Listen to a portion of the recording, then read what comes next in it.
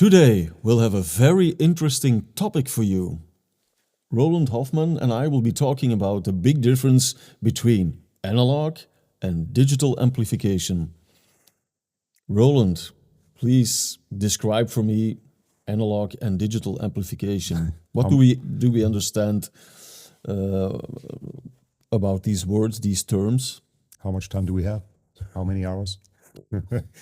Let's maybe start without talking about analog and digital amplifiers. Let's talk about analog and digital in the first place. Okay. Because you could say music is analog, guitar is analog, a piano is analog. So it's easy to think, hey, we should keep it in the analog domain if the original is analog. That's the thinking of many people who are into analog sound and so on. So let's keep it that way. But of course, we don't really talk about the sound of a guitar if someone plays in the street or so, or a live concert without amplification. We talk about recording sound, storing sound, transferring sound from A to B, and repeatedly listening to it again and again and have that music somewhere.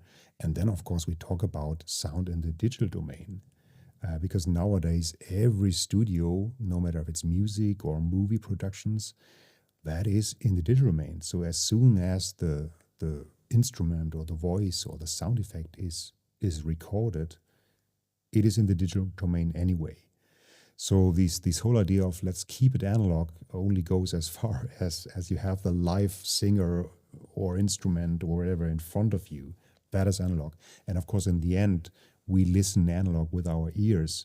So what the speaker does is creating sound wave, and that is analog too. Mm-hmm. But we talk about the whole big part in the middle. Yeah. And that, of course, since many, many years, and also to part when it comes to audio systems, thanks to Philips and Sony, storing music, storing sound, copying sound is in the digital domain anyway. Simply because less things can happen to music or any data stored in the digital domain. Less things can happen. In the analog domain, you have all these kind of things that can happen. You can basically change the sound. You can have hiss, you can have crosstalk, you can have, leakage, you can have noise and buzz and losing data in the analog domain. All these things are much more easier, happen much more easier. Or degradation of the medium. Degradation over time, and that's why digital was created. To preserve the original sound in a better way over time, and also to multiply it and spread it into the world and send it from A to B. That's why nowadays we can press the button and listen to something which is stored somewhere else on some server in the Caribbean islands. So and it works fine. Yeah. And that is only because it's not going through any analog wire, but it's digital data. So it's less lossy. So we have to accept that digital domain is something good to preserve the sound of music, of sound, of voices. And then it's only a short step to say, okay, if this is the better way for the data, let's see music as data for now, why isn't it then that some audio devices are analog? Wouldn't it be better if we preserve how it is, what it is, no matter if it's MP3 or high-res studio master files, everything from there to there? Wouldn't it be better to preserve it in the way that it is in its digital domain as long as possible, and not to convert it into analog too early on in the whole chain? Yeah. And that makes a lot of sense. And that is what Peter Lingdorf and his team thought many years ago, very early, in the late 90s, where not every music was digital, but he was very certain that the way into the future will be digital. Anyway, so his thought was, let's not convert music into analog right at the source, at the player, at the CD player, or music source as early as possible. Let's make the digital amplifier. Let's keep it in the digital domain as long as possible and only convert it at the speaker output stage when the signal drives the speaker. And that is basically, in a nutshell, a digital amplifier.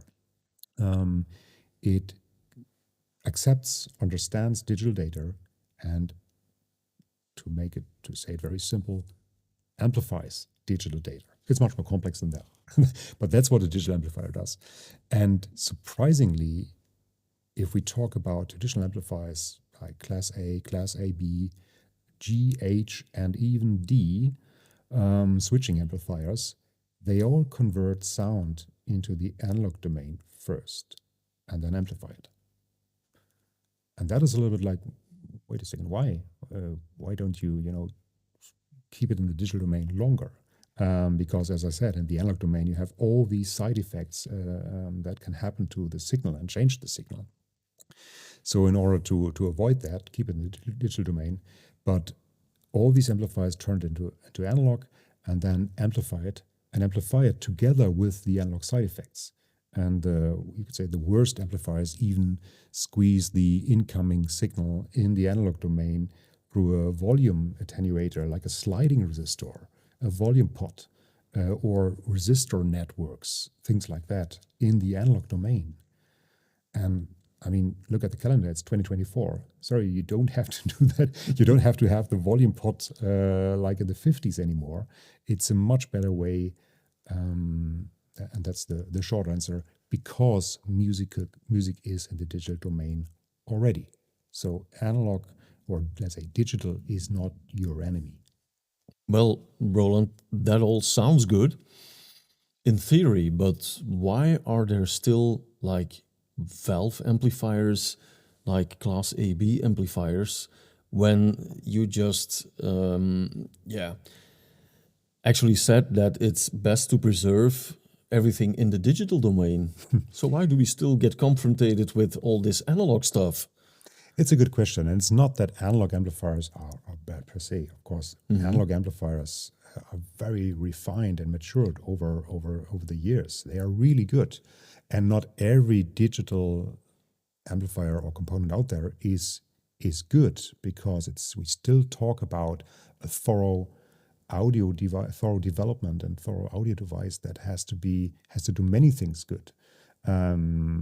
Not only be in the digital domain, but do it right and make it good sounding. And that also has to do, of course, with having some budget for good components, for a good audio circuit, no matter if it's in the analog or digital domain.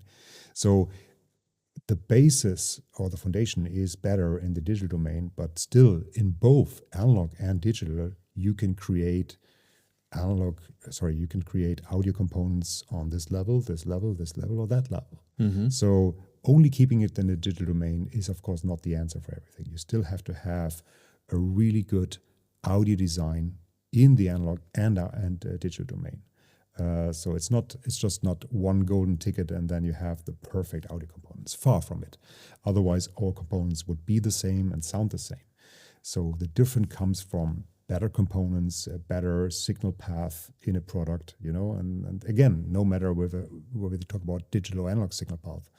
But it's still true that in the analog domain, more things can happen to the sound. And of course, we can discuss probably half a day about some of these side effects actually sound good to our ears. So we talk about some overtones or some degree of distortion which actually sound good to our ears, fine, but that's also coloration.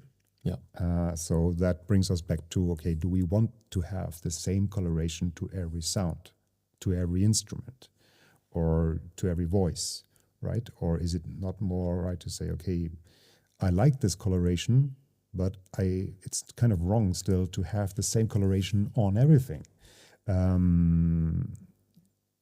If you have a wonderful voice, if you have, I don't know, Stevie Nicks and her voice, no, I don't want to have a coloration of that one. I want to hear her as recorded.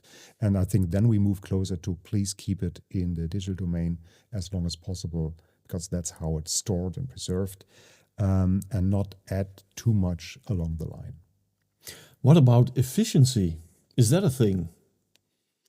Efficiency is, of course, a thing in digital components. Most Class A, certainly Class A and as AB amplifiers, they generate a lot of heat, and also heat is basically loss, and that also degrades the components. So it's also from a point of view, how long is the component as you bought it? How long is it not aging? Then it's also much wiser to invest in a digital amplifier. Yeah, because we live in 2024 and sustainability, Yeah, ecologically friendly, are topics not to be ignored. yeah. So that is one issue, but of course that doesn't solve the sound side of things. Having a more efficient amplifier is nice, especially nowadays. To have an amplifier that is in low energy consumption, but still it's another thing to have a good sounding device, and that's another side. But can we say that it's the objective of a digital amplifier to stay as truthful as possible to the original sound that was recorded? Absolutely, and that's what, of course, every audio manufacturer claims. But I think you getting much closer to reach that if you stay in the digital domain and do the right things. And as soon as we move into the analog domain, you can still have that goal to hear the sound as the original or as the artist intended and all this. But it's harder to get there. If we talk about analog components and analog signal parts, you have to, or a developer has to, an engineer has to invest a lot in that to reach that. And it's very easy to have some kind of sound coloration in it. Yeah. But explain to me, Roland, how is it that in 2024, where we have this convenience of streaming high resolution files, even master files from the Caribbean, as you said, as a joke, into your system and to our ears, that people are still doing vinyl or reel-to-reel, the original analog stuff? Maybe that's not so much about the replay system at home. That's also how you store recorded music and how you preserve recorded music. Because you can do it very right. You can have a big reel-to-reel tape and have the best analog equipment and record an instrument or a voice in a really good way. And you can record it in the cheap and careless way in the digital domain. So the outcome can be better in the analog domain if you have the right equipment, but you have to invest a lot. I mean, there are also some handful of studios out there. I think one is in Nashville from Jack White, who does everything analog. But that's an exception from the rule. That is not how 99% of all studios work nowadays. They work in the digital domain. But of course, you can have good sound from vinyl. You can have good sound from tape. But you have to do, especially with vinyl and a record player and a needle and the cartridge and everything. You have to do so many things right to get a much better sound. And that's great because it's part of the hobby. But the reason that you have to do so many things right already tells you that this is a very weak thing. Yep. That is a very fragile setup. That, if I don't have the right needle shape, or if I have not the right suspension, or the cartridge is already 10 years old, then the sound degrades. Okay, that already tells you what we are dealing with in the analog domain. And you can take out a digital component and measure it in year 1 and year 5 and year 6, and basically it doesn't change. Not in the digital output. Why? Because it's the better way to treat audio signals. I have nothing against analog, and I have a record player at home myself. So I'm not against analog. All I'm saying is that if we preserve music the best way, we get a better audio result. That's one thing. And you have to do a lot of things right in the analog domain to get better sound. Yeah, still, it's to me it's a little bit strange because nowadays everything is about convenience. We driving cars, but still we put on a record. It's strange. It remains strange for me. But I remember when I was young, I had also lots of record singles and LPs and a record player. But I was there with the birth of the CD, and my first compact disc was the album from Michael Jackson, Bad. And when I pressed play through the system that I had back then, it was like a revelation. Yeah. Because there was such a big difference between the analog single and the compact disc. And that's only talking about storing, the way the music is stored. Yeah. And that's even not taking into account digital or analog amplification here. So, yeah. But it's right that both on the recording side and on the replay side, we can still have or accept both analog and digital. But it always matters how well you do it. And that it takes a lot in the analog domain to get it right. And not to color the sound too much. Last question about digital amplification. Is it more easy to get more power out of a digital amplifier? Because when you look at certain brands or types, in general, to me, it looks like they output a lot more power than more traditional Class A or AB amplifiers. That's true, and that's simply loss of energy, loss of heat. Class A, AB amplifiers are not efficient at all, so they turn a lot of their energy into heat and not into sound. And that's of course, especially nowadays, a big waste. So you can extract more power from basically the power supply into sound, especially with the latest amplifiers. That's not only digital amplifiers, that's also Class D amplifiers. You can simply have a much more efficient amplifier. That's a different thing than good sound quality. That's also important to remember, but it's way more efficient. Otherwise, it would have been impossible, because all these digital and Class D amplification, mainly it was developed to have it in portable devices, into computers, into smartphones. You cannot possibly have analog amplification in there. Not so much about sound quality, but about energy efficiency. It's impossible to have, heat sinks on your smartphone. So digital and Class D has, of course, the main thing why this was invented was energy efficiency. iPhone 16 with valve amplification. It will come one day. It will come one day, I'm sure. More power. Is that a good thing? More power is a good thing, because more power, even to the degree that you think, this number, do I really need that? It's all about, let's say, control over the speaker, having more headroom. And the more headroom you have, the more effortless the amplifier and consequently the speaker sounds within the range. So if an amplifier has 2 times 400 watts, you hardly ever get there. You don't need that 400 watts. But of course, it has such amount of headroom that even if you have an impulse response, or if you have a dynamic music, that's what I'm saying. If you have dynamic music, if you have an impulse, then you have enough headroom for that fraction of a second, and then of course you hear it. And also, if you create an amplifier with that amount of headroom, all the components, everything, there's no bottleneck.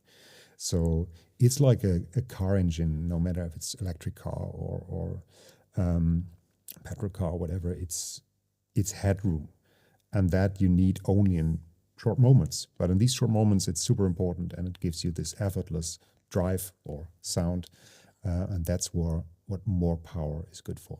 Yeah, so it's a misconception to say, yeah, I have an amplifier that does like 1,000 watts. Because when you listen at live levels, for instance, what amount of watts do you need to produce a live level? It always depends on the room size, of course, and the efficiency of the speaker and other things. You would be surprised how low the numbers actually are. That's why I say you hardly reach 3-digit numbers, but you reach it for a fraction of time, and then you need it. And then it really tells you whether you have a real live music experience close to the original dynamic range or not. And that is not really possible if you have just a handful of watts. So making a car comparison, when you say it's all about headroom, it's the same thing as like a 4-cylinder versus a V8. Absolutely. You have more oomph under the gas pedal. That's what it's about. Now electrical cars are more a thing today. But when you take over another car, or when you accelerate, or all these things, that's the performance of a car. It's not driving straight line at 210 kilometers an hour. That you can do with a little, like compact car. It can do it, but you know how it feels like. It's on its edge. It's at its own limit. So it's not a relaxing drive at all. That also has to do with suspension, not only the engine. So there are many more things in an amplifier that has to be specified right. But it's that